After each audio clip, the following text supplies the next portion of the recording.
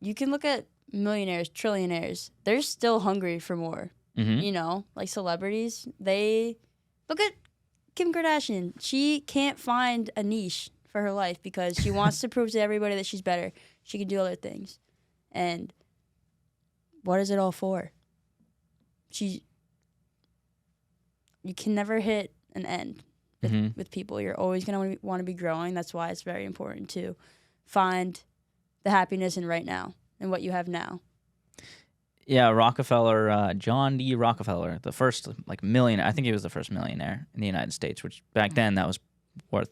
I mean, he was probably still the richest man, adjusting for inflation. And in an interview, my pastor talks about this all the time.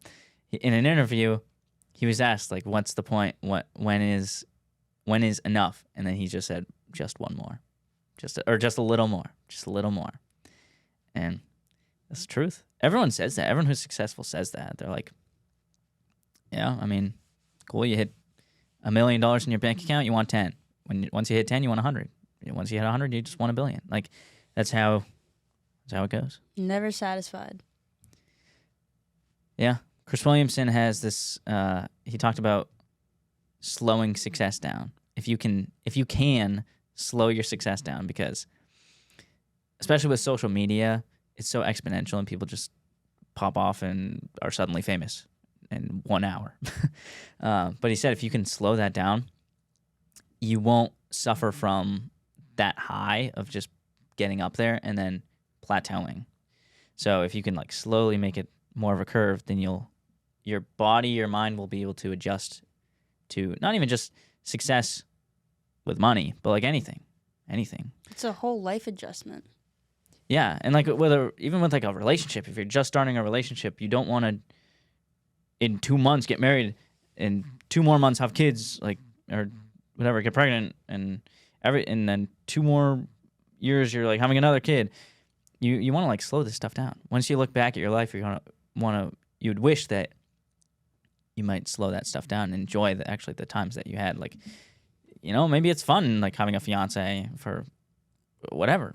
For 6 months, you don't have to get married right away, and we have a lot of time on this earth. Even though we don't have a lot of time on this earth, we do, and it's smart to just use it. Slow down, have fun, enjoy the little things. Because if you get to the end of your life and you're super successful, but you never had a day of fun, then what was it all for? Was it worth it? I mean, yeah. Some people are completely fine with that, and good for them, but it just depends on the person, right?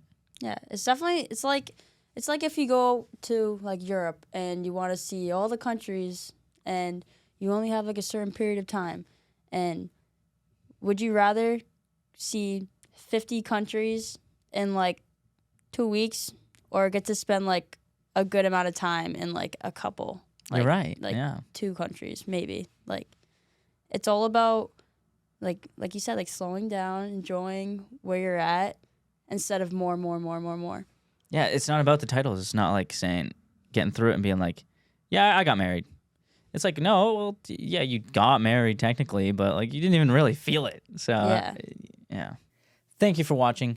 If you enjoyed this clip, I'd highly recommend watching the full episode right over there. And if you never want to miss an off-campus podcast episode, I'd consider subscribing so you never miss it.